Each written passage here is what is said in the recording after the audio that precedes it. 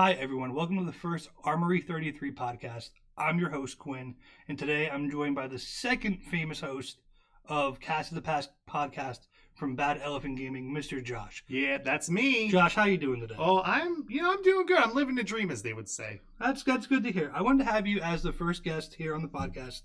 We're going to talk a little bit about everything and some things about other topics. Everything and nothing. Yes, okay, exactly. So what have you been up to lately? Oh, man. Besides playing Marvel Snap, nothing really. Just playing Marvel Snap constantly. That's all I do. You can pretty much catch me streaming it every Monday through Thursday over at Twitch because Marvel Snap has consumed my life right now. So I've caught some of those Twitch streams and they're entertaining and yet frustrating for me to watch at the same time, being a fellow player of Marvel Snap. Right. Now, do you want to explain to the people that are listening what Marvel Snap is, if they don't already know? And if you don't know, go download it. You're going to thank us later. Marvel Snap is a free-to-play, and you don't even need to spend any money in the game if you don't want to, but it is a card game where you are given a deck of cards with Marvel characters on them that have each of their own abilities, and you have to play against an opponent where you are given 3 locations to score the most points at 2 out of 3 of those locations. It is completely free to play, so it's not one of those gotchas where you have to play for a certain amount of time to get credits, to be able to spend money, to get more credits, to get better cards. Anybody can join at this game and not spend a single dime and be on an equal playing field as someone like myself. Now, this is not an ad, but if they would love to sponsor either one of us, that would be greatly appreciated. 100%. Twitch.tv/badelephantgaming.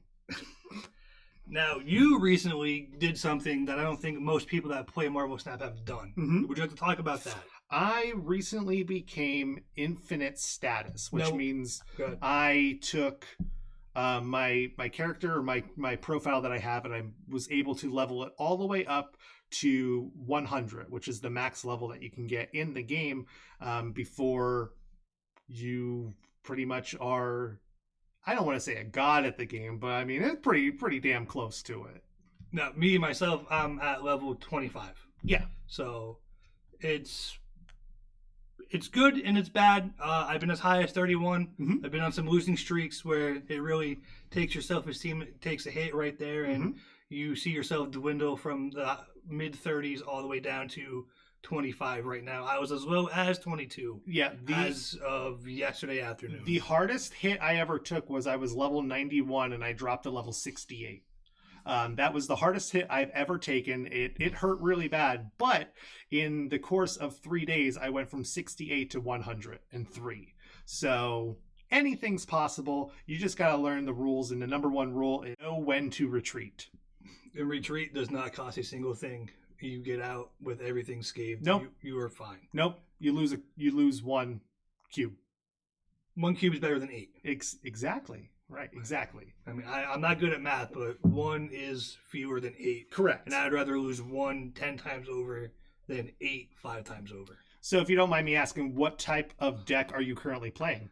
I am currently playing with a very heavy, higher power deck. Okay. A lot of 4, 5s, and 6s to get into those nail-biting finishes. As you are well aware that, the last card somebody plays can make or break you when you think that you have a location 1.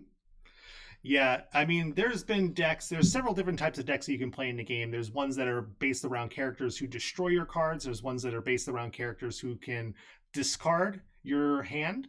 There's cards that move your cards from place to place. There's so many different ways to go about this, and everybody has their own style of gameplay. I am a strict... I like to think outside the box. I'm more of a 4D chess kind of player where I'm pretty much in your head. I'm 2 steps ahead of you because I know what moves you're going to play. By the time you hit the end of turn 2, I already know what type of deck you're going to be playing with. So I know what cards are going to be coming because I think the last time I checked, I have around 8,000, 9,000 games played in this game already. I have close to 600 hours in the game. Wow. In the course of 4 months now. So I've seen a lot of stuff, and I've seen the best and worst of this game. Good note right there is that you've been playing this for 4 months. What's your collector level? For those who don't know, collector level is, correct me if I'm wrong, this is your main ranking in the game, at what level you were at. Yes. Okay, so there's several different types of rankings in the game. You have collector's levels, you have your season ranking, and then you have your season pass ranking. These all are different when it comes to your status in the game. Your collection level is based on how much you upgrade your cards. So that's your main one. That number that you see there is what's going to pin you against other people of similar collection levels, because you should have a certain amount of cards by the time that you hit a particular number. So how high your collection level is based around how hard your opponents are going to be. So if you're in the early hundreds or so like that, you're going to have a lot of easier people that you're going to be playing against, because they're not going to have any more of the complex cards that you would get later down the road. If you're playing, let's say, up in the 5,000 collectors ranks, where I am currently located right now, you're playing against some of the best of the entire game, because most of your highest players in the game are going to be sitting around the 4,000 to 8,000 collectors ranking. So that's for your collectors rankings. Your season rankings is what we were talking about, how you can become infinite status. And you said you're currently you're 25. Yes. I'm currently 103 right now in my season ranking. That gives you particular goals and gives you special items for every 10 ranks that you would move up. And then you have your season pass, which is if you pay for the season pass, you are given a special ranking by doing particular tasks or quests and stuff like that throughout the season, where you get free items as well. It could be anything from different cards. It could be from newer cards. It can be gold. It can be credits, any type of those things. And one thing that I like about the different cards, as you just mentioned, are you get different variants of the cards. Mm-hmm. You were looking through my decks a little bit earlier, and you mentioned that you like my 8-bit Cyclops card. Mm-hmm. I'm particularly fond of the 8-bit ones, just because it gives us more of that early 90s video game aspect of it, where everything's in 8-bit and we don't have the graphics that we have now. Yeah, there's several different artists that are now credited in the game that produce the different variants. So every card has between 4 to 8 different variants of that particular card. And like we were talking about the 8-bit cards, they're great and they're fantastic, and I love the way that they look.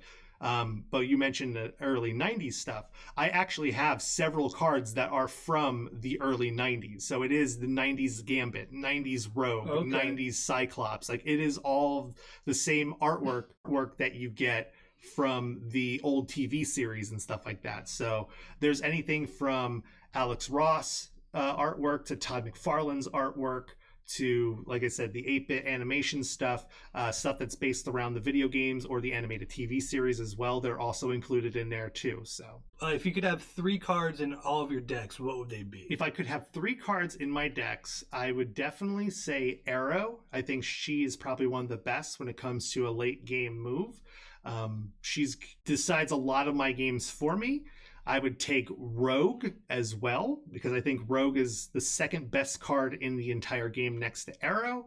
And then for my third card, I don't know. I would love to say Devil Dinosaur, just because it is a high point boost game. It's a high point card. However, I don't know. I would probably say Darkhawk would be my third and final card, because it is a newer card, but it is a card that can make the opponent think that they're going to win, and then all of a sudden they lose by a lot of points. And the reason being is Darkhawk gets points for the amount of cards that are in your opponent's deck. So if you keep giving your opponent cards, they can't draw, which means that their deck gets bigger and bigger, which means you're getting more points for every time. So if you're playing something like Rock Slide or Korg, where you're putting more cards in the opponent's deck, you're actually getting more points for that. So it would be the opposite of Moon Girl, where you get more points for cards. You don't get points for Moon Girl. Moon Girl just duplicates your hand. That's true. I'm sorry. I meant Red Dino, where you get more points that are in your hand, which leads me to That would be my first card that I use in a majority of my decks is Red Dino. Devil Dinosaur. Devil Dinosaur. Sorry, I have Red Dino written on my notes. I apologize.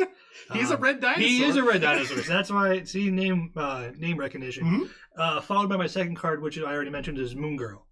Okay. Because I have to play them side by side. Exactly. So let me ask you a question before you give me your third card. Are you excited for the Devil Dinosaur Moon Girl show coming to Disney Plus? I am. Because it's one of those things, like, nobody knew about these characters, and now all of a sudden we're going to be getting a show on these two characters that are based around the game. Which is always a great thing. As long as they don't make a Squirrel Girl TV show, we'll be perfectly fine about that. Fun fact, Squirrel Girl is actually cast already in the Marvel Universe. She just hasn't been seen yet. She's actually cast by, I forget her last name, but I believe her first name is Mila. She's the AT&T girl. Oh. So she's going to actually she was cast as Squirrel Girl in the MCU. I don't know if I'm going to be looking forward to that. I love it. Squirrel Girl is good as long as she's not, adding random squirrels at every location in the game. It's true. I mean, the guard space there is very valuable. You get 12 spots. You can't have it taken up by a little squirrel. And what's your third card? My third card is going to be Thor. Thor. Okay. Do you have Lockjaw? I do not. Okay, wait. When you get Lockjaw, you're going to enjoy Thor more. I like Thor because his power is you get Mjolnir shuffled into your deck.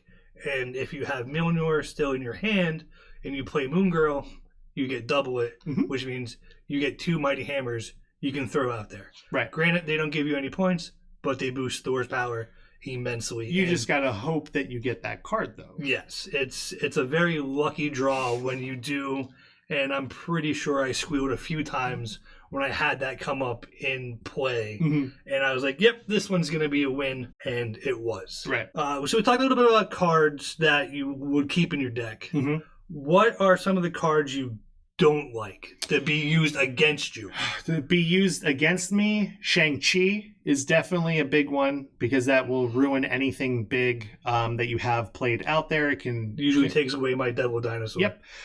The second card I would probably recommend not having would be Cosmo, completely blocking any on reveals from happening. So if you have something like Silver Surfer or you have any cards that are hugely reliant on reveals, Cosmo is going to make or break that. And then the third one I would probably say never to include in your hand is Sandman. Sandman is probably one of the worst cards in the game. And not sure if you have Sandman or not, but I do. I played with him. He's in one of my earlier decks I built because he's one of the first cards I got. Yeah.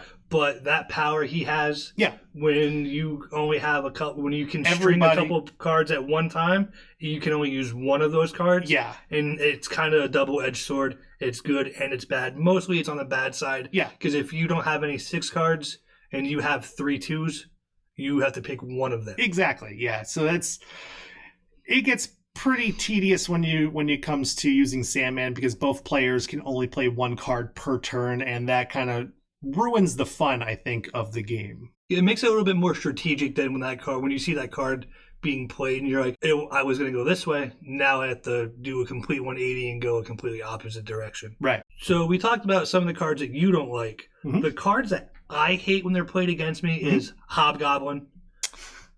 Hobgoblin, Green Goblin. Yeah, that smile, that laughing smile right there. You know exactly where I'm going with that conversation. Yeah, because I have those type of decks. You don't get to be rank 103 without making people happy about playing you, right? Hey, a wise man once said to make an omelet, you have to crack some eggs. Right. I also don't like Goose. Love the character Goose in the movies. My favorite Flurkin, but can't play any cards 4, 5, or 6. Yeah. And that one comes in midway through the game, and it takes away your whole entire momentum you thought you had built up. And they're like, well, nope, we're going to make you sweat this one out and see how this ends. I'm surprised you didn't say Spider-Man. Way to read my mind, because that's my third card. Okay. Love Spidey, love Tom Holland, Peter Parker, all those guys. But, yeah, we talked about this a little bit earlier. When you play Spider-Man and they put it in the last spot you can put a card on turn 6, you feel like you just wasted 3 minutes of your day not being able to play and potentially win because Spider-Man will lock that area down. And as of right now, talking, there are currently, I think, like 180 some cards that are inside the game, not counting variants as well, too. So these cards that we mentioned, while some of them being the best, some of them being the worst, you can still make great decks out of these cards that are terrible for you. You just need to make sure you know what you're doing, or you know how you're playing, or what you're looking to go for. It all comes down to what type of deck you're going to be playing at the end of the day, or what you want your main accomplishment to be. I have a deck specifically made where the opponent is going to get minimum -8 per turn. And that's one of those things like, well, the object is to get as high as possible. Yeah, but my point is to make you as low as possible. So instead you can throw one card out there, because some of the challenges they come with is you have to win a location with just one card. Right, exactly. So if you have somebody at -8, you can literally throw a 1 power card out there that gives you 2 power or even 1 power. Yeah, exactly. And you're like, huh, it wasn't pretty for them, but it was play great Ebony for me. Maw and get a +7 while they're at a -8. That's a 9-point difference right there. So I'm sorry, that's a 19-point difference. Yeah, and Ebony Maw is one of those cards that I like to play. I don't like to play it because you lock that area down and you cannot add any more cards to it. Do you have Invisible Woman? I do not. Once you get Invisible Woman, you can play Ebony Maw right behind Invisible Woman, and then you can continue playing cards the rest of the turn. Look the rest at of the that. game. Tips and tricks. Yeah. Without buying the magazine from the early 90s. I know. And listen, if you ever need tips and tricks and other deck building guide stuff, head on over to youtube.com/@BadElephantGaming, where I do deck building videos every Tuesday and Friday. Okay, so we talked about cards. We talked about the game in general. Mm-hmm. One thing we didn't touch on were the locations. Yes. So each game you get 3 different locations, with some aspects where you can get more than that location if you have certain cards, where they can switch locations. Mm-hmm. But you get 3 main locations that you have to play at every game. Yes. What are the locations you hate to see when they pop up? Like when they pop up and you immediately just hang your head saying, we have to play here no matter what. Warrior Falls, I absolutely hate. That's where the cards have to fight each other at the end of every turn. I hate the District X, where it removes your deck and replaces it with 3 random cards? 10 random cards. 10 random cards. Yep. And then I hate... It's a big tie between Lamentus 1, which is my favorite Bible verse, or Weird World, where you have to play from your opponent's hand. So you guys swap decks, and you have to pretty much play from each other's decks and hands. And I hate those worlds, because it's like you have a game plan going in. Now you have to change up everything, and you have to try to play what they have, and you have to try to figure out what type of deck they have. So you need to know what cards are going to be coming. So yeah. When you play from another person's hands, you just sit there and go, what is this person thinking when they build their deck? Mm-hmm. Yeah, 100%. Yeah. But Lamentus 1 is really funny, because that one, it just destroys your deck, and then it draws 3 cards. So that's all you get. Whatever's in your hand is what you get to play with the rest of the game. And it just ruins, I think it takes a lot of air out of the room when it comes to those locations, because... And let's hope that never comes up on the first location revealed. Right. Because then it's going to be a very quick game. Yeah. So the locations that I found over my time playing this game, which has been about a month and a half, I started about early in December, have been the Dark Dimension. Okay. Which I forget what that power is. I just know every time it comes up, I don't like it. Dark Dimension's the one where the cards aren't revealed until the very end of the game. Yes, because I like to see what my opponent's playing. I hate that little, we're gonna play blind here in this location. Mm-hmm. So I tend not to put anything in that location unless I absolutely have to. Right. But then I'll flip it over, and they'll have Devil Dinosaur and Moon Girl and Moon Knight and Iron Man, who doubles everybody's power. Right. So I'm immediately going, well, I wasted So just play Shang-Chi there. I don't have Shang-Chi. See, I don't have Shang-Chi. Okay. See, that's where I kind of get mad, where I see other people playing these wonderful cards, greatly illustrated, great powers, and I'm like, oh, I wish I could have that card. One location I also don't like is Central Park. Oh, getting the squirrels. Getting squirrels. Is it 2 squirrels per location? It's one squirrel per location. One squirrel per location. Now, the only time I don't mind that coming up is when I have a Killmonger card in my hand, because that's wiping out everything that's one power. Save Killmonger till the end, though. Exactly. Yep. Exactly. And also Sanctum Centaur. Love Doctor Strange. Love Wong. Why put a location in there if you can't play any cards there unless you have a white tiger that will put a 6-power tiger in that location. White Tiger, Nightcrawler, Vision, Mr. Fantastic, they all have the ability, Doctor Doom, they all have ability to be played into those locations there. It all depends on how your deck's built and what you're using. Yep, 100%. Now, are there locations in the game that you actually love when they pop up? Rickety Bridge is my new favorite location. Why would you say I that? absolutely love it because I play Arrow in it at the very end, so when they think that they have the game won, I move their final cards over to Rickety Bridge and sacrifice my Arrow to destroy all their cards, and then I win 2 locations. I play Mr. Fantastic in the middle or Mr. Fantastic to the location next to it, so I'm guaranteed 2 points even though I'm sacrificing every card in that location. Boom. I didn't know about Arrow until this afternoon. Usually when asked? Yeah. Usually when I see Rickety Bridge come up, I pray that I get a Scarlet Witch who's going to change that location for me. That makes sense. Then she'll usually change it to like a bar with no name. Yeah. Why don't you play Arrow? No, I'm sorry. Why don't you play Armor? Cards can't be destroyed then. That is true. I forgot it. See? This is why I talk to you about this kind of stuff. It's almost like I've seen something. It's like you've streamed 8+ hours before or something like that. What is your longest stream on Twitch? Longest stream on Twitch. Apart from Marvel Snap. I did a 25-hour long stream. I did 2 25-hour long streams on Twitch.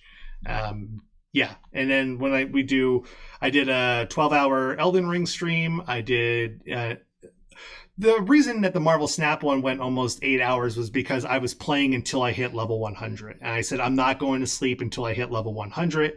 And it took me 7 hours and 21 minutes to be able to do that and pull that off.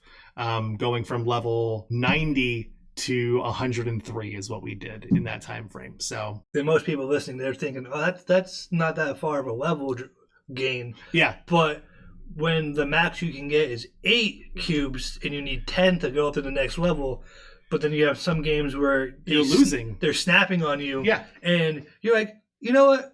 It's like poker. We'll see what their hand is. So you're going to snap 2 and call. It is. And then you're like, oh, I messed up. I did something bad. It is a digital version of poker/blackjack for Marvel fans. If you think about it that way, it is a card game based where you are betting your chips against somebody else's chips to be able to outscore them in one particular way, which is very similar to poker. Mm-hmm. You're given a hand of 7 cards and you need to make it work. So, is there anything that you're excited for or wish they would do in new updates of the game?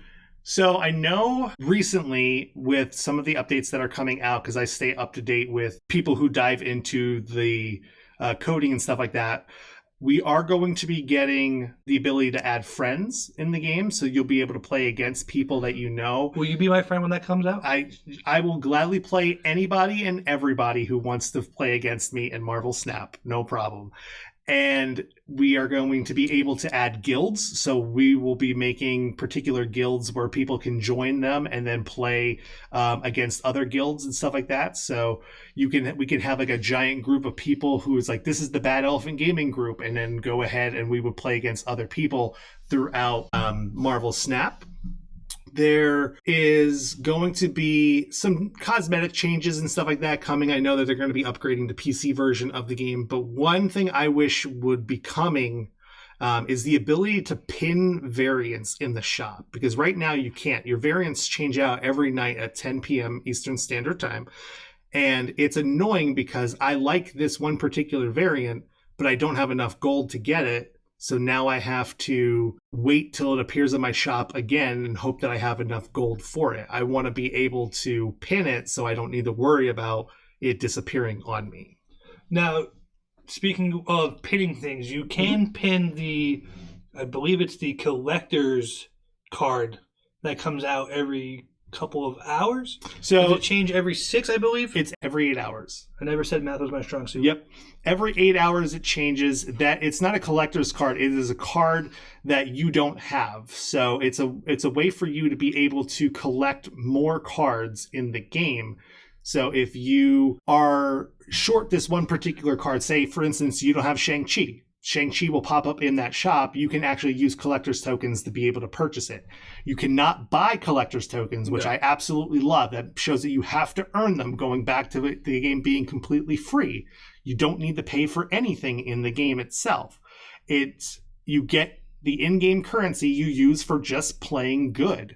And by playing good, you can get more benefits like getting new cards, getting variants, getting more credit, getting other golds, all that kind of stuff. One thing I wish you'd be able to do is get collector's tokens easier. Because I don't think I have gotten a collector's token in about 3 days. And I went from collector's level 900 to 1124. Right. You'll get those by opening collector reserves, so the chests that you get in the game. So they made that a little bit easier, and they made it more coherent for you, because before you used to only be able to get 100 at a time.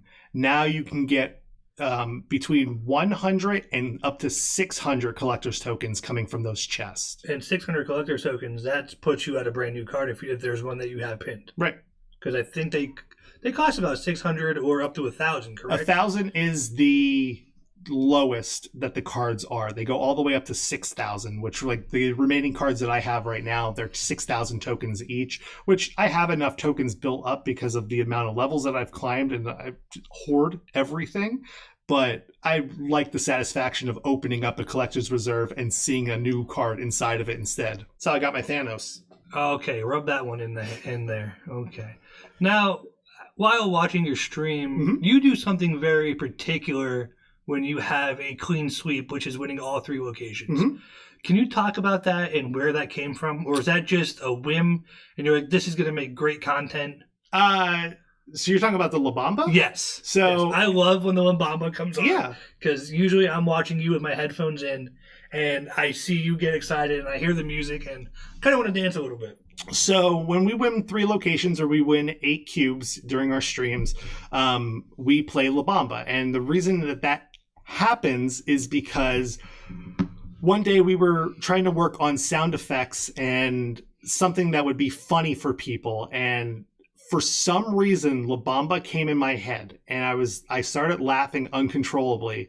And I didn't tell Tom, or I didn't tell producer Becca what the sound was. And then when it happened, I played the La Bamba thing and everybody lost it. Everybody lost it that was watching it. Tom and producer Becca absolutely went crazy for it. And it just stuck ever since. And now every time we do something amazing when we win, we immediately, the chat has the ability to play the song for us if they want, and they usually do. When we hit rank 100, they played it 5 times because it was such a great victory that we did. So you just constantly, La Bamba was playing on repeat over and over and it's over. It's one of those again. milestones that deserves a little 100%. A little bit of special effect right there. Yeah.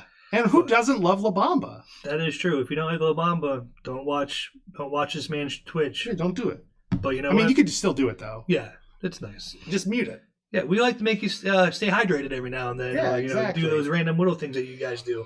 Which, Bad Elephant Gaming is one of the greatest channels you can probably ever watch. Yeah, I would say so. That Tom guy's really great though. His co-host, meh. Producer Becca, fantastic person. Yeah, those 2 are great. The other one, take it or leave it. All right, so we talked about Marvel Snap basically being a game adaptation of comics and movies. Yeah. Speaking of adaptations, in your mind, is there any good movie adaptation of a video game? Video game movie adaptations. So I actually have a couple of them that come to mind when I think of good video game movies, because people are always like, oh, there's never been a good one. Yes, there has. We want to talk about Mortal Kombat, the original Mortal Kombat movie, great adaptation of a video game. Talk about Silent Hill. The Silent Hill movie was a great adaptation of a video game. The Last of Us TV show that just aired on HBO, the first episode, an amazing adaptation of a video game. And I'm going to say it, Sonic the Hedgehog 2, the movie, amazing adaptation of a video game. Okay, now let's go back to that first one you mentioned. Because that's on the top of my list. Mortal Kombat. Mortal Kombat 1995. The reason that is a great adaptation for me is because I remember Mortal Kombat being one of the first games I picked a controller up and was playing. Right. I was always Sub-Zero. I love the color blue, black and blue. Fantastic. The person I would always play against when I was younger, he always used Scorpion. Not a fair fight. It's sort of like two brothers just battling out in a video game, which is kind of unfair but kind of needed at the same exact time. But the Scorpion-Johnny Cage fight, when I hear of great moments in a fighting movie, fighting video game, or a fight sequence, I just think about that going through the woods. Yeah. Remember, those are $500 sunglasses. I know. So that is... Rewatching the movie, that's one of the weaker fights in it, I think, because it's so short. And then you have the stupid cartwheel that Scorpion does from behind the trees.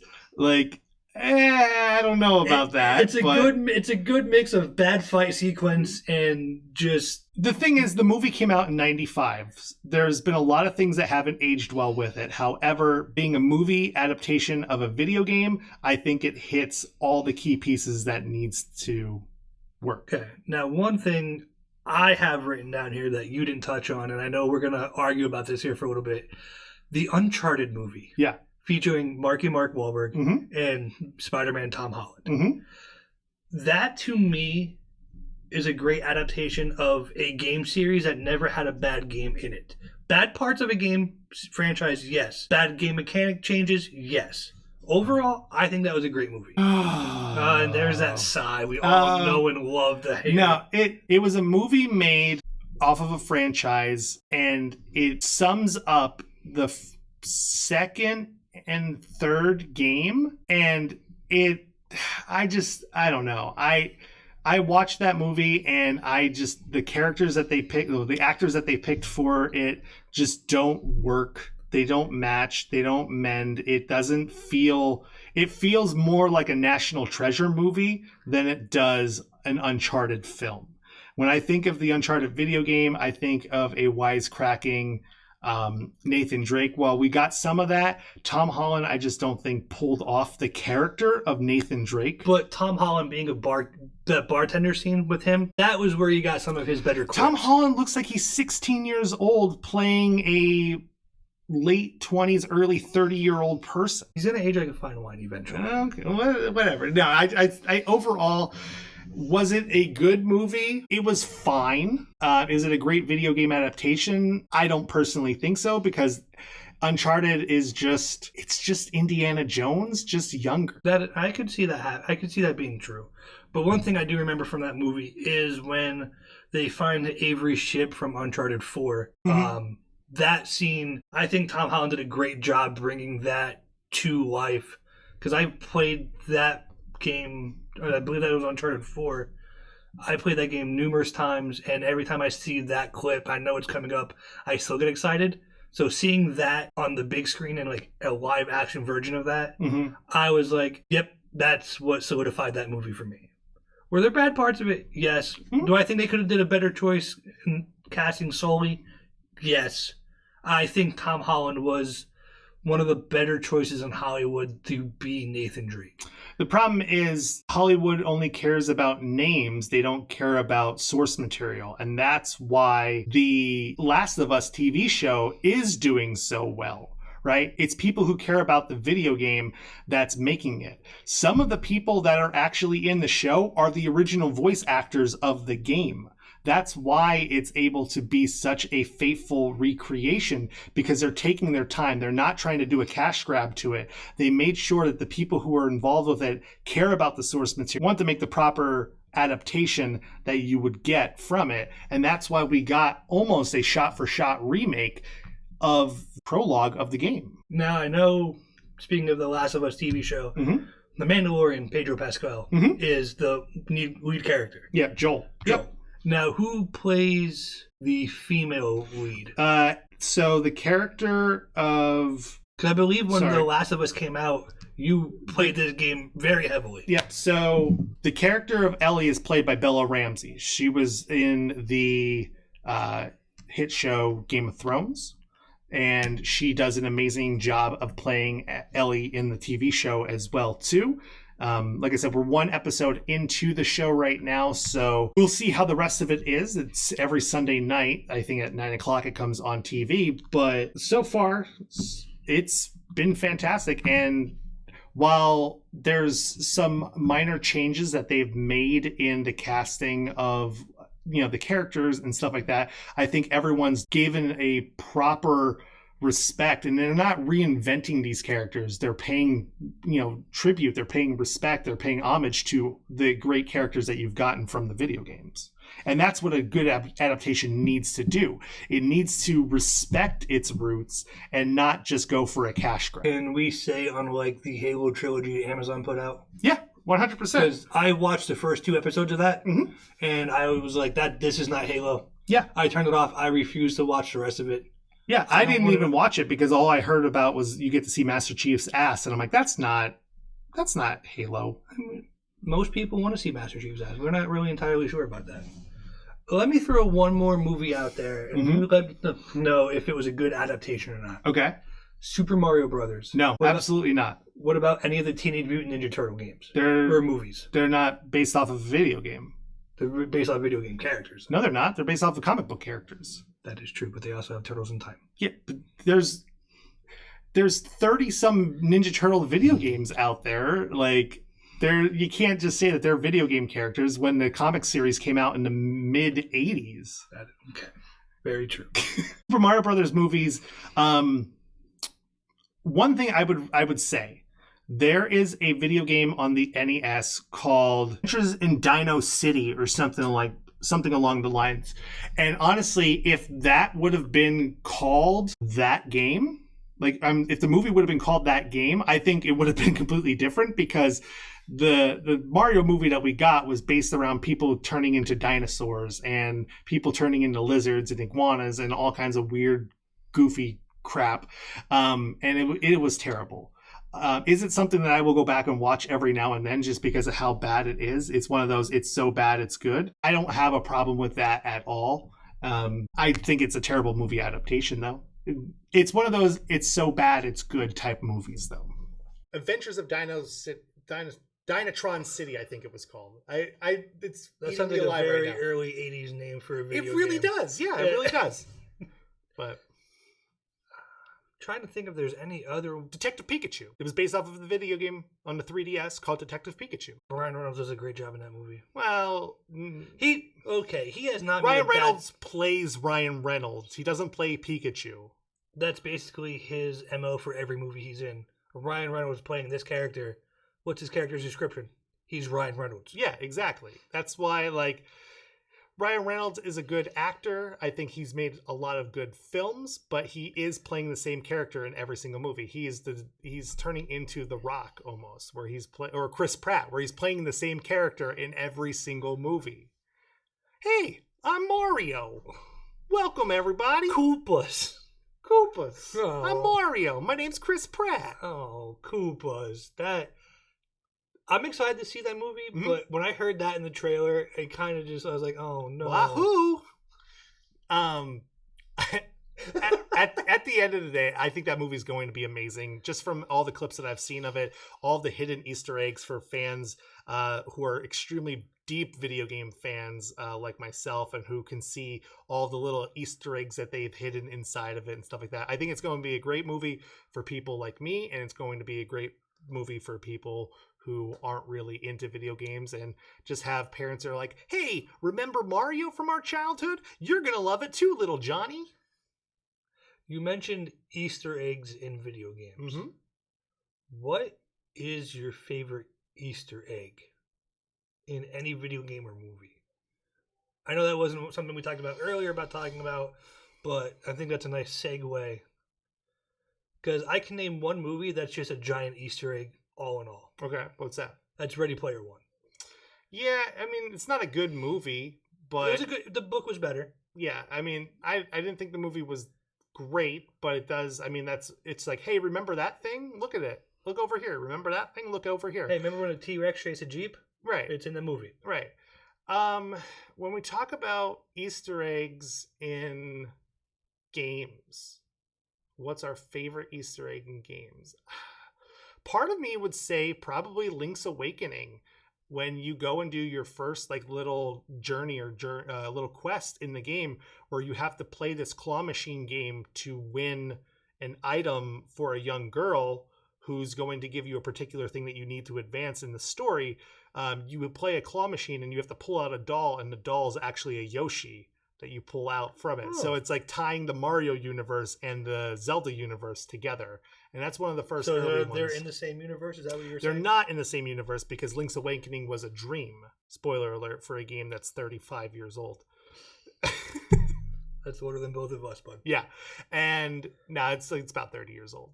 And the other one is Super Mario RPG. When you sleep at a particular inn, one time you wake up, Samus is sleeping in one of the beds in the inn as well, too. So you got a nice little Mario and Metroid combination that happened there. But we talk about Easter eggs in general. I think Super Smash Brothers is probably the best thing when it comes to bringing all of the universes and Easter egg stuff together. That's one game I vowed never to play with you and your group of friends again. Because I just remember Saturdays, we would just play that nonstop for hours. Yeah. And it always turned into me getting upset and leaving. Because Yeah. I would always hear, Falcon Punch! Yeah, Falcon Punch! And I was like, well, I'm done. With that being said, next time is always right around the corner. Josh, where can the people find you if they want to watch more Marvel Snap or just video game content in general? We are on the internet. Anywhere you can type in Bad Elephant Gaming. We have a website, badelephantgaming.com. You can catch us over at YouTube, on Twitch, on Facebook, even TikTok. We're everywhere that you need to see at Bad Elephant Gaming. Definitely go out and watch. Have a good day, everybody. But until next time, we'll see you in the future.